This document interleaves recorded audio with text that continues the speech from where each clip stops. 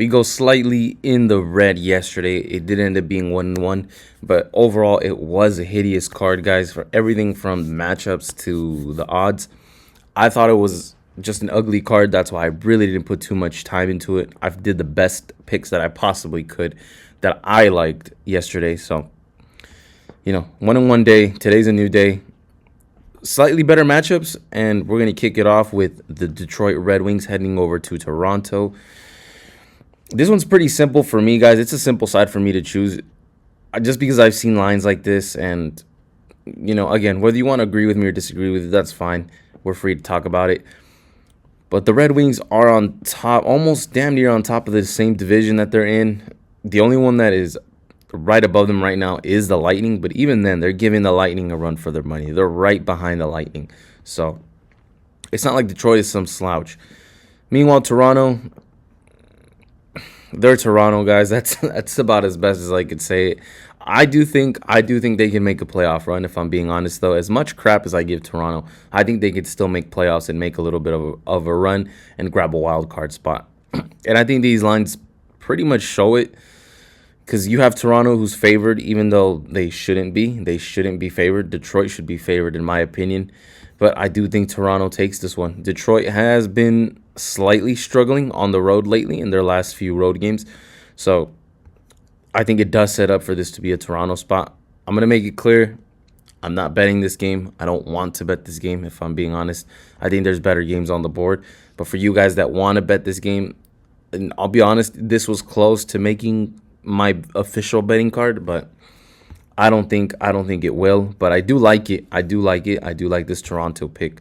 So I don't know. I might change my mind later as the day goes on, but I think this is a pretty solid pick. I think Toronto's a pretty solid pick. I do think they win this game when it's all said and done. Last time we saw Colorado play, they absolutely destroyed the Capitals. I thought the Capitals were going to keep it close. They really let that game get away from them because they were right behind Colorado the whole time until Colorado pretty much just took off and really left Washington in the dust. So fading Colorado is not fun, and it's especially not fun in Colorado. And usually when we get Colorado in Colorado, there's no value, guys. Again, there's just no value here. If you want to keep hitting that -1.5 for negative odds, be my guest is just something I can't really do. If I'm being quite honest, I just can't do it. So if I had to make a value play, it'd be looking at the Ducks. Whether you guys think that's a homer pick or not, that's fine. That's fine with me. But there's just no arguing that the +1.5 for plus money and even that big +260 price is valuable. It's valuable. The Ducks did beat Colorado earlier in the season, if that means anything. They did beat them earlier in the season. I just don't remember if that was in Anaheim or in Colorado. But as for this game, strictly the Ducks +1.5 with plus money. But you can also look at Colorado team total, see what their team total line is. It's probably going to be 3.5 or 4, something like that. So as long as they get over 3 goals, you might just cash in that bet. So I'm assuming it's going to be that high simply because the total is high. I don't see too many games that are opening up at 7 total, but it's looking like this is going to be a high-scoring game. If I had to lean more towards a total as well, I think I'd rather go with the under 7 just because the Ducks have kind of cleaned up their act a little bit. They have been playing a little bit better, but they did let the Rangers still score. So, again, Anaheim continues with their defensive problems. So, if I had to make a pick, I'd go with Anaheim +1.5. That'll be at least what my official pick is listed for the channel for today's. But I would also be taking a strong look at the under 7. I think the under 7 is also a very solid play because this could easily be a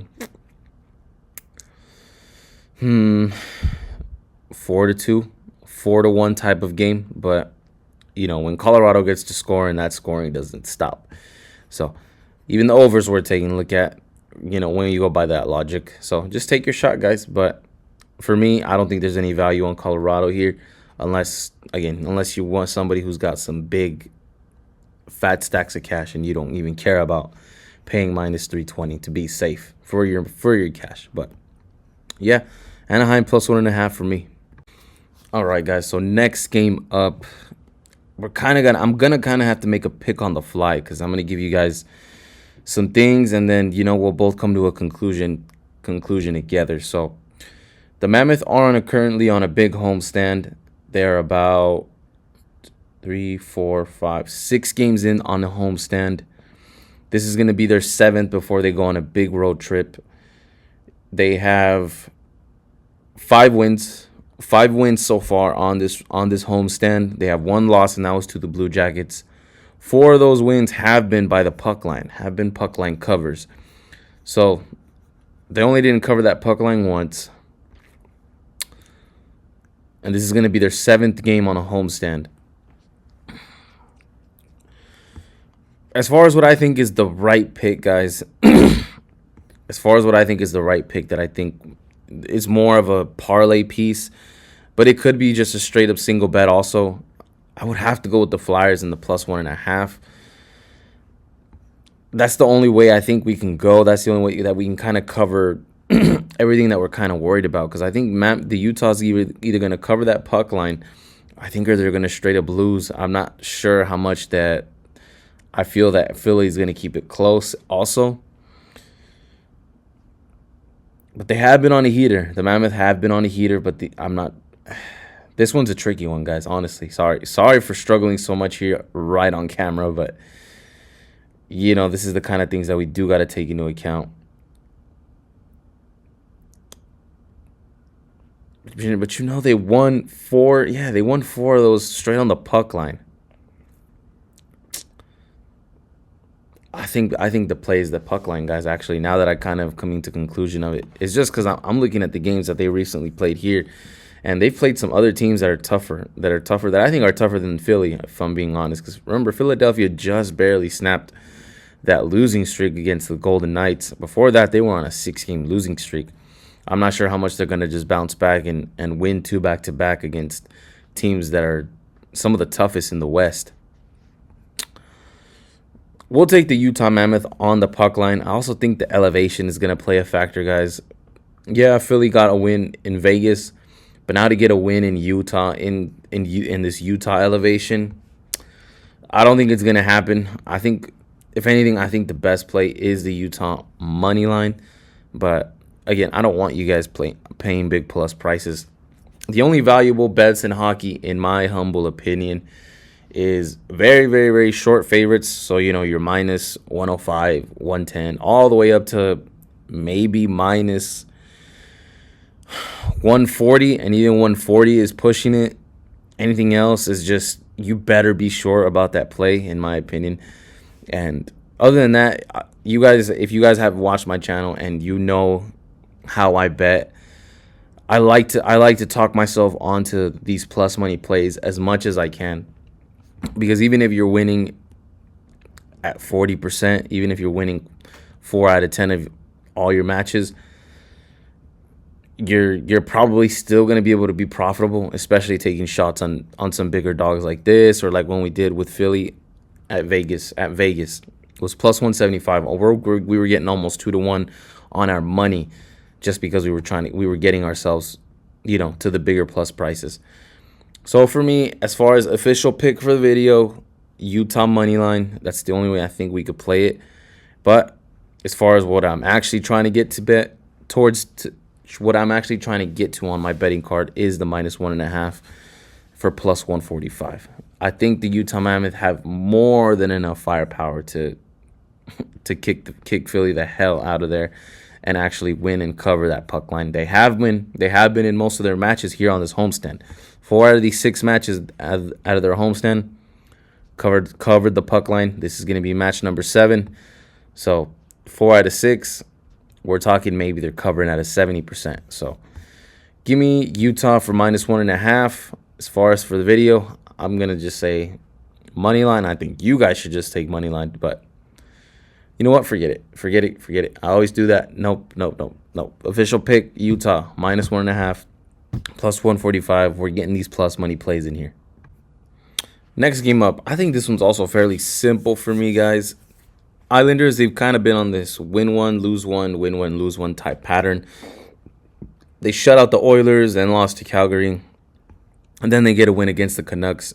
So This one, at least according to the pattern, it says that they should lose it, but again, that's not that simple.